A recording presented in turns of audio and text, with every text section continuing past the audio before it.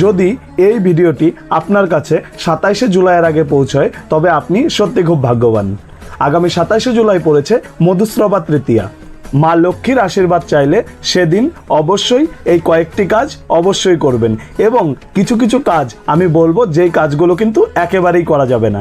মধুশ্রবা তৃতীয়া বছরের এমন একটি দিন যেদিন মা লক্ষ্মী ও চন্দ্রদেবের শক্তি একসাথে ক্রিয়াশীল হয়, মানসিক বিষণ্ণতা ও আর্থিক রুদ্ধতা কেটে যায়।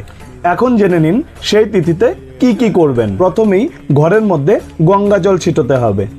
এছাড়া ঘিয়ের প্রদীপ জ্বালিয়ে ভগবান বিষ্ণু ও মাতা লক্ষ্মীর সামনে অবশ্যই রাখতে হবে। তার সাথে সাদা মিষ্টি দিয়ে মা লক্ষ্মীর পুজো অবশ্যই করবেন, এবং ওং শ্রীং রিং ক্রিং কল্পবৃক্ষায় নমঃ এই মন্ত্রটি 21 বার জপ করবেন। এবং সেদিন গরিব দুঃখী মানুষকে অবশ্যই নারকেল ও গুড় দান করবেন।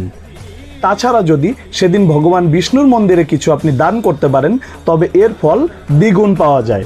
আর এই দিনে যেই কাজগুলো আপনি করবেন না, সেদিন কোনো তিক্ত বা নুন জাতীয় খাবার খাওয়া থেকে বিরত থাকুন। ঝগড়া বা উচ্চস্বরে কথা বলাও একেবারেই যাবে না। আর সেদিন সন্ধ্যাবেলায় চুল, দাড়ি, নখ কোনোভাবেই কাটবেন না। যদি এই সাবধানতাগুলো অবলম্বন করেন, সাথে আমি যে রেমেডিগুলো বললাম সেগুলো যদি সঠিকভাবে পালন করতে পারেন, তবে আপনার বাড়িতে মা লক্ষ্মীর আগমন ঘটবেই ঘটবে। ভালো থাকবেন, সুস্থ থাকবেন। জয় তারা মা, জয় গুরু বামদেব। বলো হর হর মহাদেব।